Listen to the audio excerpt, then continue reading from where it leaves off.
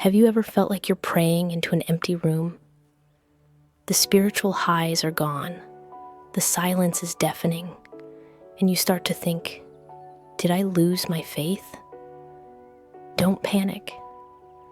A 16th century saint named John of the Cross called this the dark night of the soul, and he argued it's not a sign of failure, but of profound growth. In the next few minutes, you'll learn why this spiritual dryness can be a gift, and you'll leave with two simple, powerful practices you can use, one for tonight and one for tomorrow, to find peace when God feels silent.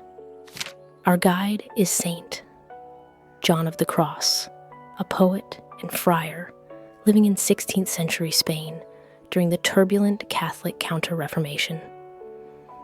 Alongside the legendary Teresa of Avila, John sought to reform his Carmelite order, calling it back to a life of simple, authentic prayer. This was a noble goal, but it was also a dangerous one. Challenging the comfortable status quo earned him powerful enemies within his own spiritual family. What was at stake wasn't just his reputation, but his very freedom, as he was about to discover in the most brutal way imaginable. On a December night in 1577, John was ambushed and kidnapped by his own Carmelite brothers. They locked him in a tiny, airless storeroom-like cell in their monastery in Toledo, with only a narrow slit high in the wall for light. He was given just enough bread and water to survive and was subjected to regular floggings. This was his night, a crucible of physical torment, psychological isolation, and profound spiritual emptiness. The God who had been the center of his life now felt completely, terrifyingly absent. Pastoral caution. This was a horrific injustice. We tell the story not to glorify suffering, but to see how faith can survive it. No one should ever remain in an abusive situation. Your safety is the priority. But in that abyss, something ignited. With nothing but his mind and memory, a torrent of divine poetry began to flow through him. He began composing the core lines of his masterpiece, the spiritual canticle, from memory, a breathtaking love song between the soul and God that he would complete after his escape. One of his verses captures this mystery. O guiding night, more lovely than the dawn. This inner fire fueled an outer resolve. After 9 months, according to some accounts, with help from inside, he loosened the door, used a rope of torn blankets, and escaped into the night, emerging not broken, but as one of history's most excellent mystical teachers. John's first great lesson is this: true faith is not a feeling. In prison, every good feeling was stripped away, and yet his love for God grew. He learned love is not an emotion we receive, it's a choice we make. The good feelings are like training wheels. The night is God's invitation to love beyond consolations, to trust his presence even when feelings fade. Try this today, the prayer of quiet. For 3 minutes, sit in silence. The goal isn't to say or feel anything.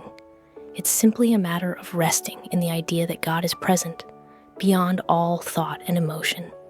It will feel awkward. That's the point.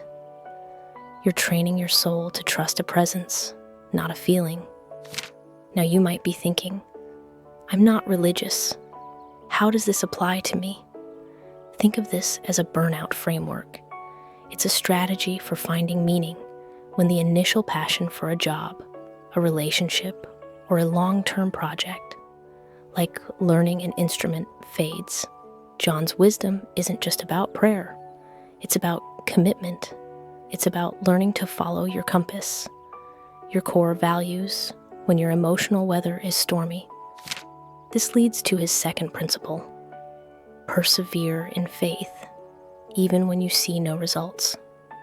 John's faith in the cell was blind, not because it was unintelligent, but because it trusted God's character when it couldn't see God's plan. Think of it like sticking to a workout plan. You don't always feel stronger or see results in the mirror each day. You trust the process. Blind faith is trusting the principles of your spiritual or ethical compass, especially when the results aren't visible yet. Try this today, the sensory fast. For just a few hours, choose one sensory comfort: background music, social media scrolling, and fast from it. Notice the quiet discomfort. In that space, be. You're building the muscle of perseverance. Finally, John's most radical insight. The darkness itself is a purifying gift.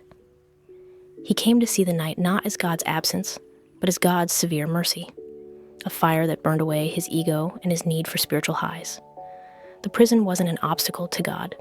It was the meeting place. Crucial distinction. This is critical. The spiritual night is not clinical depression. Depression is a serious illness that deserves professional medical care. If you are experiencing persistent hopelessness, please speak with a doctor or mental health professional. Your well-being is sacred. St. John of the Cross shows us that even from a place of utter desolation, profound beauty and wisdom can be born. His pain was not the end of his story. He teaches us that true faith isn't a feeling. He shows us how to persevere by trusting our compass, not our weather, and he reveals how our deepest growth can happen in the dark. So, your next right thing. Tonight, try the prayer of quiet. Tomorrow, try the sensory fast. This journey through the silence is not a sign you are lost. It is a sign you are being led deeper. You are not alone in this. In the comments below, share one word that describes your own experience with this feeling. Let's build a community that understands.